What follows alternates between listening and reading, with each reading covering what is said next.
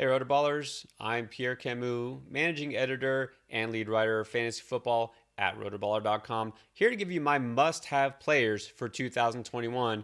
Now, I know that's a loaded phrase. Say, well, you have to have these guys. You're not going to get them in every draft, guarantee it.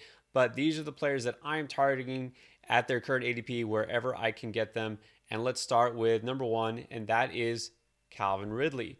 This is a guy that even with Julio Jones around for half of the season in 2020, was somebody who was a top 10 receiver. He actually led the league 39.8% targeted air yard share. And that means that out of all the yardage that Matt Ryan was trying to throw for, Calvin Ridley got the biggest share out of all the receivers that were out there on any team. He was targeted a bunch down the field, across the field, everywhere. And this is with Julio Jones around half a season. Keep in mind, Julio Jones not going to be there at all. They didn't replace him with anybody except for a rookie tight end. If you really think Kyle Pitts is going to come close to approaching the type of target share that Julio Jones had, you are wrong. But here's the thing. Calvin Ridley already was a guy who's on his way to being the top fantasy receiver in the league potentially, and now there's nothing stopping him. This is a team that's going to have to throw it a lot still. The defense is just not where it needs to be. The running game, it's going to be a mix of guys. Mike Davis, maybe undrafted free agent Javian Hawkins, Kadri Allison. I mean, it's just a mess. There's not going to be a consistent running game or defense. It's going to be the Matt Ryan to Calvin Ridley show on a week basis. So right now, Calvin Ridley not being drafted as a top 5 wide receiver, he's going behind, well, the usual suspects. Look, I'm not saying that he's necessarily going to be a guy you have to draft over Devontae Adams, Tyreek Hill, but you don't need to worry about that because those guys are going late first, early second round. You can get Ridley usually the end of the second round, and I'm doing that every time. I personally subscribing to the hero RB theory, which I'll talk about in a different video. But in the second round, typically going receiver, and Calvin Ridley is the guy I'm taking more often than not. All right, my second must-have, Najee Harris. Rookie running backs, I know, once bitten, twice shy. Maybe you pulled the trigger too early on Clyde Edwards-Helaire last year. Shame on you for that. Jonathan Taylor, look, maybe he paid off at the end of the year, but was he really worth where he was drafted based on the fact that really did nothing the first half of the year, put a lot of people in a bind, and maybe didn't get a chance to help you in the playoffs because you just didn't make the playoffs. DeAndre Swift also up and down, didn't know what to get from him. So Harris, I know a lot of people kind of scared to jump in the rookie RB waters again, but I'll tell you what, this was not an overly impressive rookie running back class, but the one guy who you should be impressed with and believe in is Harris, not just because he was the first running back taken, and no, not just because he's with the Steelers, but because of the fact that he is clearly the best rookie running back in this class. Harris is a guy that this offense will run through, and not just run, but also pass. That's right. He's going to be the lead runner and receiver for this team, and that's why you have to buy into Harris. There isn't any competition. It's going to be Najee Harris all 3 downs, all day, all night. He's going to be one of the league leaders in rush attempts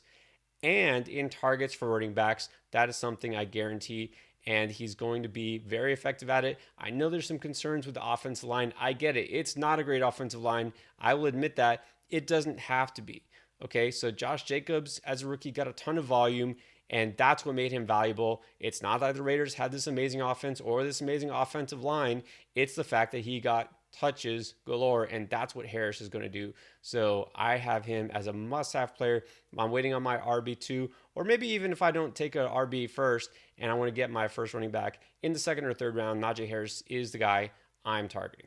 All right, now as far as CeeDee Lamb goes, yeah, I'm calling it a must-have. What about Amari Cooper? A lot of people see these two receivers as interchangeable. You can take Cooper first, you can take Lamb first. Maybe Cooper is still the number 1 guy in Dallas. Well, it doesn't really matter, honestly, because if you're taking Cooper first, you're betting on the fact that he's going to stay healthy and that he's going to outperform Lamb. Lamb is being drafted typically later than Cooper, so you're getting better value, better return on investment there if you're taking Lamb. But also, we've seen the best that Amari Cooper has, so I think you can say you feel safer with Cooper because you know what he can do. We haven't seen what Lamb can do fully yet, and that's what excites me about it. The fact that he could be a breakout performer, the fact that he almost got 1,000 yards last year, only 5 games on the field with Dak Prescott. This is a young player who is just scratching the surface of what he could be. Imagine a full season with Dak. 935 yards, again, with 5 games of Dak, and the rest with, Andy Dalton, Ben DiNucci, Garrett Gilbert, whoever they threw there at quarterback. So Lamb, absolutely, it's almost a slam dunk he gets 1,000 yards if Dak is healthy. And it doesn't really matter what Amari Cooper does because CeeDee Lamb will at least match, if not exceed it. And he's typically being drafted later. This is the guy I'm targeting because the upside is that he far exceeds what Cooper can do. Cooper coming into training camp already with the injury issue.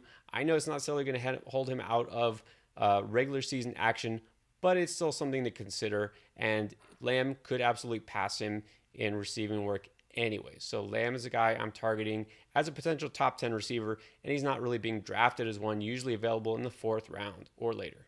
All right, tight end time. I know that there's always these sleepers that we think are going to come out, and they just don't, right? Tight end is just so hard to figure because the guys who do emerge, like the Logan Thomases and the Robert Tunyons, are the guys that nobody was on. Absolutely nobody drafted either of these players. Don't lie. You didn't know about them until halfway through the season. I didn't either, all right? And by the time you pick them up, they've already had their best games. They didn't really win you your league. They were just kind of nice fill-ins for the fact that you didn't have a better tight end, which is why you had to search the waiver wire. Anyways, okay, so the best thing to do at tight end is just grab Travis Kelce or George Kittle or Darren Waller early, or you might as well wait and just kind of play the streaming game. But what if you can get a guy that has top 3 potential, maybe join that big 3 at tight end, and you don't have to take him in the 1st, 2nd, or 3rd round. I'm talking about TJ Hockenson.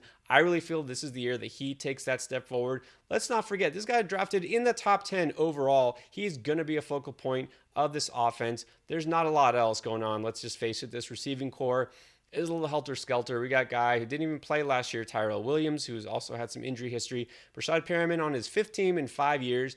Amon-Ra St. Brown might be good, but he's a rookie. And again, I'm not talking about a 1st-round pick or a 2nd-round pick. This is a rookie they're throwing into the fold. Maybe he'll be a nice slot receiver. But the best receiver they have is their tight end, TJ Hockenson. This is a team that's going to have to pass pretty frequently. DeAndre Swift, already hurt, missing a lot of time in training camp. This team isn't going to be able to establish the run the way they want to. So like it or not, they're going to have to put the ball in the air, and Hockenson is going to eat. So I like him as a top 3 potential fantasy tight end that you can get in the 5th or 6th round, maybe even later. I don't know why he's going after guys like Kyle Pitts or even Mark Andrews. I think Hockenson easily outperforms those guys, and he's a must-have for me at a position that is very hard to predict. My last must-have player for 2021, it's a San Francisco 49er running back. Well, there could be a lot of guys on here, but Trey Sermon is the one getting the hype. I almost worry it's a little too much hype, been talking about him. Even before the draft, though, I had my eye on Trey Sermon. I thought wherever he landed would be a nice potential breakout candidate, and lo and behold, he goes to the 49ers. I know Raheem Mostert is still there. Yeah, they signed Wayne Gallman. There's some other players that will give him competition, but there's a reason they targeted Sermon in the 3rd round.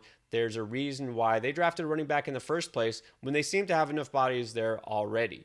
Okay, so Sermon is a guy who, again, doesn't have that amazing college production, right? The numbers are kind of lackluster when you look at them. Also not a guy who has amazing combine numbers, right? Didn't run a 4.4, right? His workout metrics don't jump off the page. But again, this is not a super strong rookie running back class. You're going to have to take a chance on a guy who is in a great position. And you know what? More so than 40 time or college, dominator score, it's opportunity. Who's going to get the touches in the offense that's going to give him the position to succeed? It is Trey Sermon. Okay, so even if he starts that slow, even if he's not the starter per se in the beginning of the season, by the time the fantasy playoffs come, he absolutely can be a guy who wins you weeks, and that's what we're looking for. Just look at what Jeff Wilson did last year. Jeff Wilson, undrafted, even slower than Trey Sermon, unheralded. This is the type of player in the type of position that you absolutely want to nab now. I hate that his ADP keeps rising, but still, definitely when you're looking for your 3rd running back, there's question marks everywhere. Take the guy with the upside, and to me, it's Sermon all day. All right, those are my must-have players for 2021. Let me know what you think. Did I miss somebody? Is there a player that you feel like is a must-have you drafting absolutely everywhere in fantasy? Let me know. Thanks, RotoBallers, and stay tuned for more great fantasy content all season long right here on this channel.